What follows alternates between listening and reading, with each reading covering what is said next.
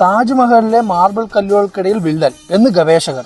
എന്താലേ താജ്മഹലിലടക്കം വിള്ളലിന് ഇനിയും വിള്ളും, നല്ല ചക്ക വിള്ളും പോലെ വിള്ളും. ഇത് കെട്ടുമ്പോ എന്റെ മുത്തപ്പൻ പറഞ്ഞാണ് ഷാജഹാനുക്കാത്തിരി മത്തി കൂടുതൽ ഇടിയെന്ന്. കേട്ടില്ല? ഇപ്പൊ എന്തായി? കേട്ടോ, നിങ്ങളുടെ മുത്തപ്പനാണ് താജ്മഹൽ കെട്ടിയത്.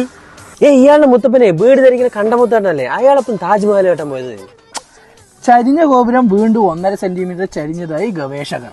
1.5 സെന്റിമീറ്റർ അല്ല, 1.5 മീറ്റർ ചരിയും. നല്ല ചേമ്പന്തിന്റെ ചരിയും പോലെ ചരിയും. എന്റെ അപ്പൊ ഇതിന്റെ ബെൽറ്റ് വാർപ്പ് സമയത്ത് പറഞ്ഞാണ് പാറപ്പൊടി വേണ്ട, മണലും മതി. കേട്ടില്ല? ഇപ്പൊ എന്തായി? നിങ്ങൾ അപ്പൊ കുടുംബത്തോടെ വലിയ കെട്ടുകാരാണല്ലോ കേട്ടോ.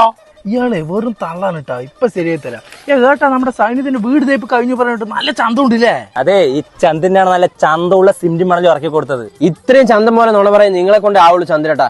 അവന്റെ വീട് തേക്കുമ്പോഴേ ഒരു പൊട്ട് സിമെന്റ് മണൽ ഉപയോഗിച്ചില്ലാന്ന്. സിമെന്റ് മണലും ഇല്ലാണ്ട് വീട് തേപ്പാ? അതെങ്ങനെയാണ്ടാ? കേട്ടോ, ടെറാഫൈൻ ജിപ്സം പ്ലാസ്റ്റിക് ഉണ്ടാകുമ്പോ ഒരു പൊട്ട് സിമെന്റ് മണല് വേണ്ടാന്ന്. അത് എങ്ങനെയൊന്നും കേട്ടോ. ഇങ്ങോട്ട് വാ, കാട്ടിത്തരാ. ഇത് നോക്ക്, ഇനി ഒരു വൈറ്റ് സിമെന്റ് വേണ്ട, പൊട്ടിയും വേണ്ടാന്ന്, ഒരു പൊട്ട് വെള്ളവും നനയ്ക്കണ്ട. പിന്നെ ചെലവും കുറവാണെന്ന്. ടെറാഫൈൻ ജിപ്സം പ്ലാസ്റ്റർ കൊണ്ട് വീട് തേച്ചാ വീട് ഫ്രിഡ്ജ് ആവുന്ന്. ഫ്രിഡ്ജോ? അതെങ്ങനെ കേട്ടോ.